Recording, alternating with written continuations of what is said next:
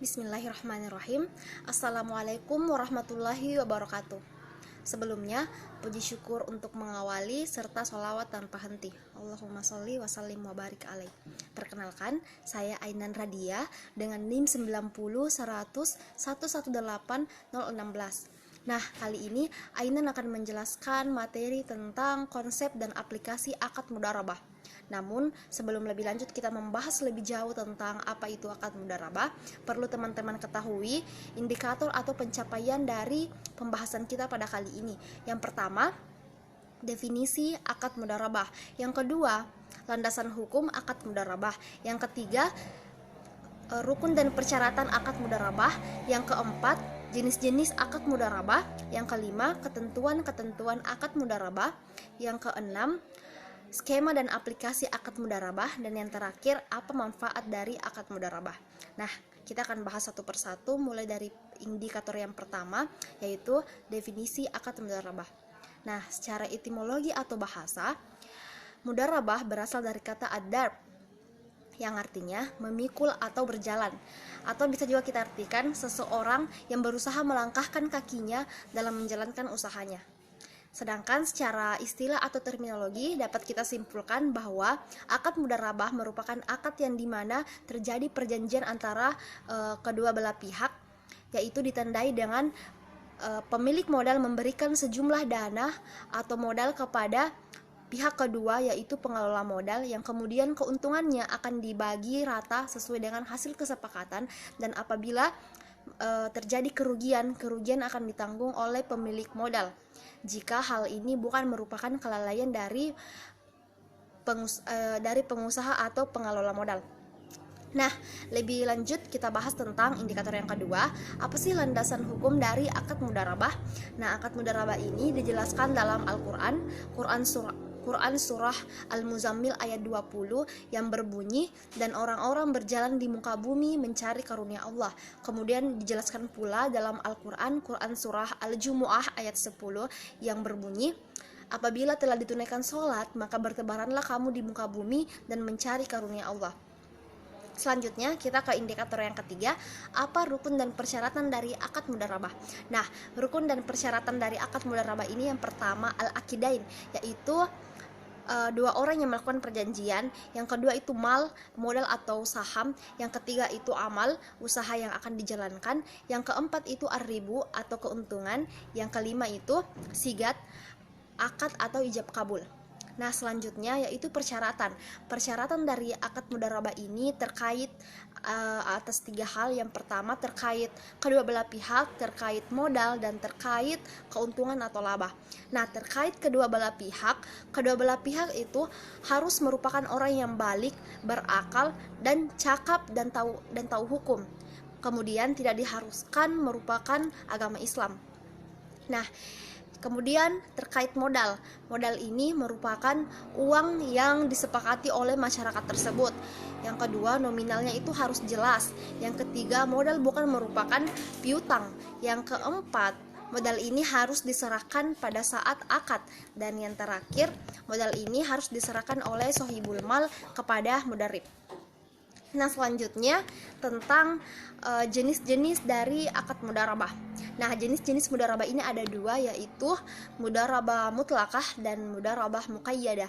Nah, mudharabah mutlakah ini merupakan pengelola modal bebas untuk menjalankan usaha, baik dalam menentukan jenis usaha, nama usaha, dan tujuan usaha. Sedangkan mudharabah muqayyadah ini yaitu pemilik modal sudah menentukan jenis usaha yang akan dijalankan. Jadi segala sesuatunya itu berdasarkan pada kesepakatan awal yang sudah ditentukan oleh pemilik modal. Selanjutnya tentang ketentuan dalam akad mudharabah. Nah, ketentuan-ketentuan dalam akad mudharabah ini ada beberapa ketentuan. Yang pertama, jika merupakan akad mudharabah mutlakah, artinya mudharib itu tidak diperbolehkan melanggar ketentuan-ketentuan syarah. Nah, pada akad mudharabah muqayyadah ini, mudharib tidak boleh menjalankan usaha di luar usaha yang telah ditentukan oleh pemilik modal. Selanjutnya, mudharib tidak diperbolehkan mengambil atau berutang dengan menggunakan modal untuk keperluan pribadi tanpa seizin dari pemilik modal. Selanjutnya, mudarrib tidak diperbolehkan membeli komoditi atau barang yang jumlahnya lebih mahal dari modal yang diberikan oleh sohibul mal. Selanjutnya, mudarrib tidak diperbolehkan mengalihkan modal kepada orang lain. Artinya ini pengusaha atau pengelola modal itu mengalihkan modalnya kepada orang lain. Artinya mengoper modal dalam akad mudharabah. Nah, itu tidak diperbolehkan. Selanjutnya, mudarrib tidak diperbolehkan mencampur modal dengan harta pribadi atau harta miliknya. Selanjutnya, mudarrib melakukan usaha sebagaimana mestinya. Maksudnya harus sesuai dengan perjanjian awal antara sohibul mal dan mudarrib. Itu tadi beberapa ketentuan umum, namun ketentuan umum lainnya juga diatur dalam kompilasi hukum ekonomi syariah pasal 238 sampai dengan pasal 253. Nah, kita melangkah ke indikator selanjutnya, yaitu skema dan aplikasi mudharabah. Skema dari akad mudharabah ini dalam perbankan syariah, yang pertama itu modal 100% diserahkan oleh bank sebagai sohibul mal kepada pengusaha atau mudarrib, yaitu orang yang akan mengelola usaha tersebut. Kemudian terjadi akad perjanjian, kemudian ada keuntungan. Jika sudah ada keuntungannya akan dibagi rata sesuai dengan hasil kesepakatan sebelumnya.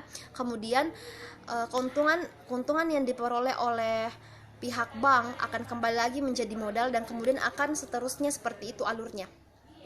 Adapun aplikasi dari akad mudharabah itu ada 3. Yang pertama aplikasi modal kerja, yang kedua aplikasi pembiayaan investasi, yang ketiga pembiayaan investasi khusus.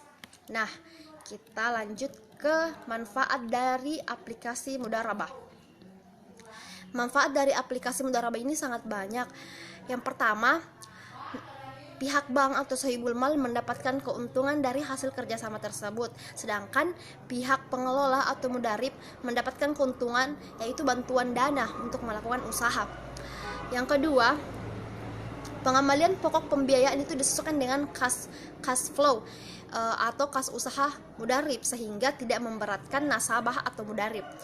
Yang terakhir, prinsip bagi hasil nisbah dari akad mudharabah ini berbeda dengan prinsip bunga tetap pada bank konvensional, karena pada bank akan menagih penerima pembiayaan satu jumlah bunga tetap, tidak peduli berapa keuntungan yang dihasilkan sekalipun merugi dan apabila terjadi krisis moneter.